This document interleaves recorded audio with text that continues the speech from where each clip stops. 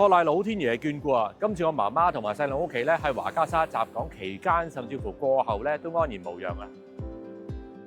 相信今次觸目驚心嘅場面咧，例如係窗門窗戶咧搖搖欲墜，即將跌落街呢咁樣嘅場面咧，喺網上咧係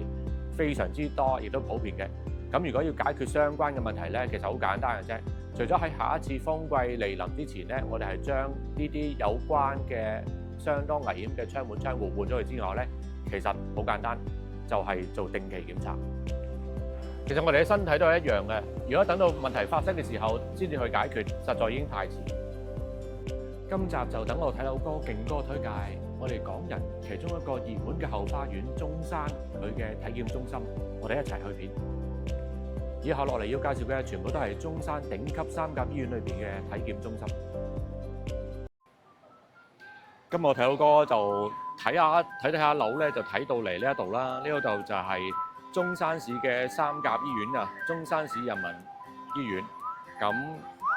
因為其實係配合我今日嘅主題咧，就係身體檢查啦。咁所以我哋由呢個正門咧就要入去個身體檢查嘅中心嘅。咁各位會見到咧，呢個門口咧有一個嘅安檢啊。咁唔知道各位覺唔覺得呢度安檢咧係一個好嚴密嘅設施啦？咁其實香港係冇嘅，咁但係咧中山嘅一啲公共設施咧，例如係醫院啦，甚至乎地鐵咧，都有一個咁嘅安檢嘅檢查。咁就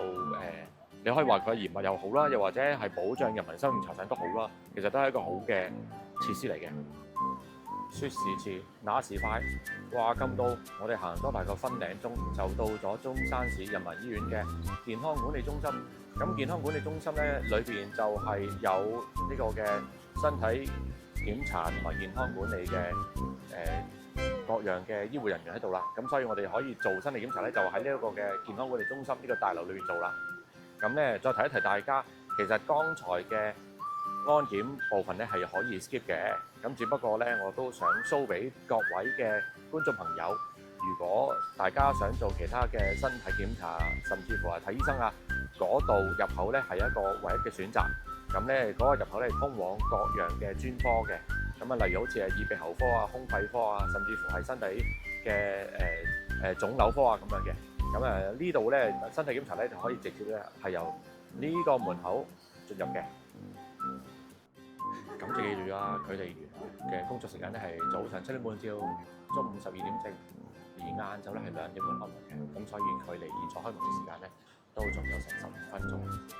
星期六咧就係8點至12點嘅。咁所有星期日同埋公眾假期咧都休息嘅。作為本地頂尖3甲醫院，佢嘅核心優勢係權威性同埋技術實力，配合醫院強大嘅影像檢驗等平台，設備先進，診斷精準度高。尤其適合有潛在疾病風險、需要深度篩查同埋希望體檢結果能得到頂尖專科無縫對接嘅客戶，公信力強。各位見到我身後嘅就係中山市嘅3甲醫院其中一個醫院博愛醫院啦。原來博愛醫院咧就係南方醫科大學嘅附屬醫院嚟嘅。博愛醫院體檢中心強項在於婦產科、兒科同埋生殖健康等特色專科體檢，提供從婚前檢查、產前保健同埋兒童成長監察嘅全方位服務。同時亦都開展常規成人檢查，係女性同埋家庭群體進行健康管理嘅理想選擇，環境溫馨有親和力。咁好似我提到咧，博愛醫院咧其實都係中山市嘅3甲醫院之一啦。咁原來咧，除咗有一般我哋所見到、所聽到嘅耳鼻喉科、肺科、腫瘤科各樣，你諗到個科樣之外咧，體檢中心亦都係我哋今次話題嘅中心啦。而另外我自己個人嘅關注嘅一個點咧，就係耳鼻喉科同埋係另外一個科咧，就係睡眠窒息症嘅科啦。因為長期我都受咗睡眠窒息症嘅困擾啦，咁睇過其他幾笪地方咧，都佢哋冇一個綜合嘅治療嘅。咁啱咧，博愛醫院咧其實有一個綜合嘅中西醫睡眠綜合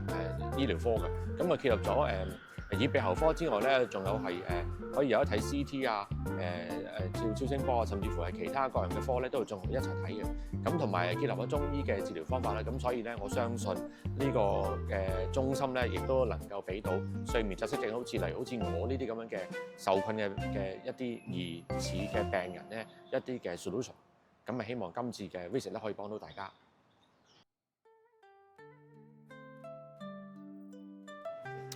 嚟到我身處位置咧，就係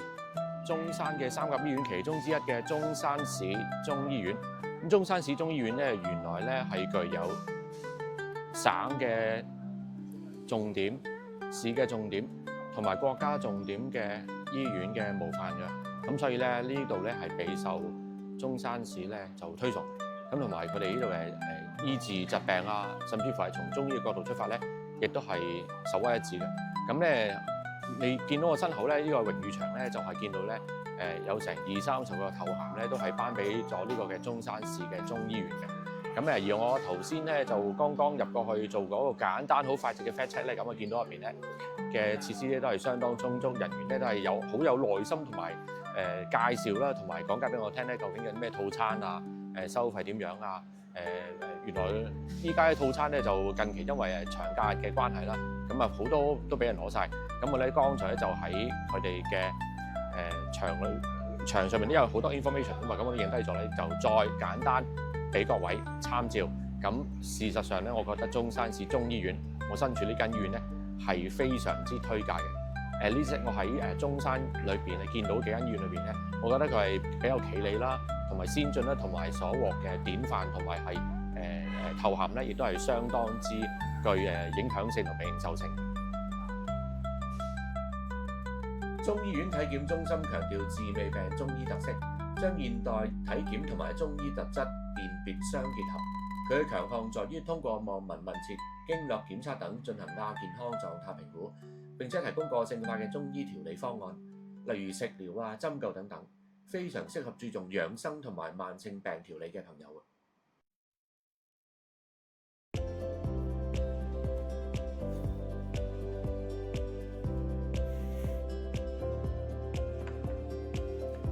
見到啦，3間體檢中心都各具特色，只要你哋聆聽自己嘅聲音同埋需要前往，同埋聆聽在場醫護人員嘅 advice， 咁就已經可以㗎啦。而我當中有提到嘅中醫院嘅體檢中心，佢就集合咗西方同埋東方嘅醫學智慧，從而對病人作出呢個診斷同埋之後嘅身體調理。所以咧，我哋認為咧，先西後中，又或者先中後西都並無不可。各位，咁記唔記得我頭先所介紹嘅3間體檢中心佢哋嘅全名啊？咁咧上網又或者微信咧都可以輕易咁樣搜出佢哋嘅全名啦、地址啦，甚至乎佢哋嘅營運嘅時間啦。咁咧可以好輕易咁作出你哋嘅價錢比較、揀選套餐，甚至乎預約等等嘅。咁如果喺中山揀緊樓盤嘅朋友咧，有咗我頭先所顯示嘅呢一張地圖咧，就更加方便啦。夠鐘攞體檢報告，喺呢度行過去人民醫院嘅體檢中心都係半個鐘頭多啲啲。保利龍悅啊嘛，石岐中心點，中心到唔中心，簡直係核心嘅內圍。下集見，拜拜。仲有呢張體檢中心推介圖喎，要嘅話就舉手啦。